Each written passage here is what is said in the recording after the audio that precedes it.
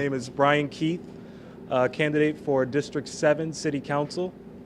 I've lived in Boston my entire life, born and raised in Dorchester, attended Boston Public Schools my entire life, first at the St. Kevin's, which was actually a parochial school, but then the Channing Elementary, the Mather, the McCormick Middle School, and then I graduated from the John D. O'Brien School of Math and Science in Roxbury. After high school, I went to Embry-Riddle Aeronautical University in Daytona Beach, Florida. My dream was to be a pilot, and Embry-Riddle is the school in the nation for aviation education.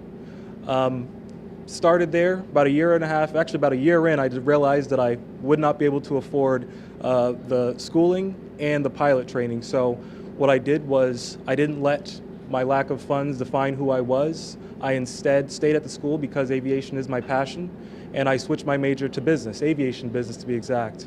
And I graduated with a degree 4 years later. Today I serve as Vice President of Sales for a private jet company in Boston.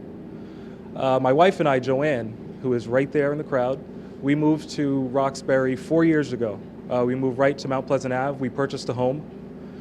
We knew that we were going to be long-term residents in Roxbury, so we immediately became active in our neighborhood association. Our long-term residency was cemented when our son, August, he's about to turn 2 in October, don't let that confuse you. August was born in October.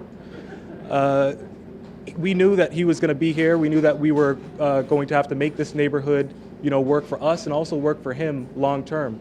So I became president 4 months into us moving to Roxbury. I became president of my neighborhood association, the Mount Pleasant Forest and Vine Street Neighborhood Association. In that capacity, we worked on a lot of different initiatives that are affecting the entire city and the entire district, really. Main thing that we worked on was housing, and housing is affecting everyone constantly, and it's going to be affecting everyone for the next 5 or 10 years, and we have to make sure that we have that under control. What I did and what I do and everything that I work on and everything you can find out is on our website, but what I did was take a different look and take a different take on how we usually approach issues here in District 7 in Roxbury.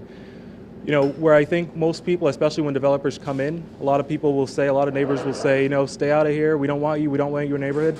I took a different take. What I said was, no, come on into the neighborhood, but let's make this collaborative. Let's work together and find out how we can get investments into our neighborhoods, but the investments and the vision and the final product will look like what we in the neighborhoods want to see.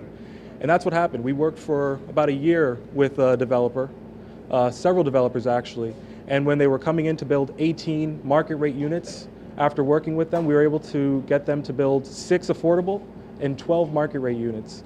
Another instance where a developer was building 28 units where there was once 12, we worked with them, again, collaboratively, and we were able to get them to develop 9 condominiums, 9 home ownership opportunities, and 9 rental units. So it's about the density, but it's also about creating community and bringing homeowners into this neighborhood where there's currently a lot of rentals. That collaborative spirit and that outside of the box thinking is what I bring to other areas that we're working on as well. For example, education. Right now, I think that the goal, the pathway that so many students have in Boston Public is a 2 or 4 year path to college. But that's not necessarily for everyone. It was for me, it was for my wife, that's what we did. We ended up going to college, but we also ended up being straddled with $80,000 plus in debt. And that was 10 or so years ago. So I'm sure if you're in college now, you're looking at $150,000 in debt. When you come out of college, if there's no job for you, you still have to pay those loans back. That sets kids up for failure. So we have to make sure that, when we're talking about pathways to success, we're focusing our efforts not just on that 2 and 4 year colleges, but we're also looking at opportunities that don't necessarily need a college degree. Coding, for example, the trades, for example.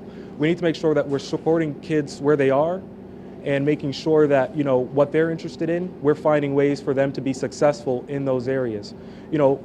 Again, speaking about outside the box, one thing that we're talking about in our campaign is bringing an ROTC-like program to Boston Public Schools. So whereas ROTC trains the Air Force, the Marines, the Army, and trains the future leaders for those professions, We're talking about having an ROTC-like program that trains the future leaders for Boston Police, for Boston Fire Department, for EMTs.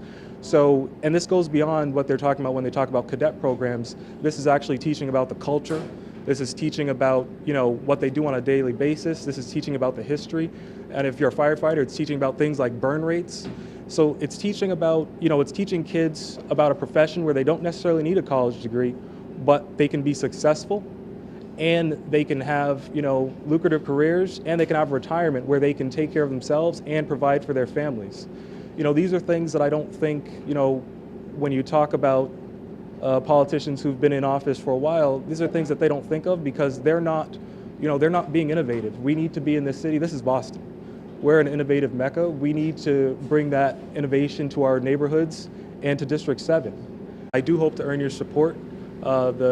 The primary is September 26th, and what we don't want to see is either the person with the most name recognition or the person who screams the loudest be the person who moves on to the general election. We want to make sure that the person with the best ideas and the person who is really rooted in this community and wants to see the entire district do well is the person who moves on and eventually represents us in the City Council. Again, my name is Brian Keith. You can learn more about me on my website, which is www.briankeithforboston.org. Thank you so much. Thank you very much, Dudley Dough. Thank you very much, RoxVote. Thank you.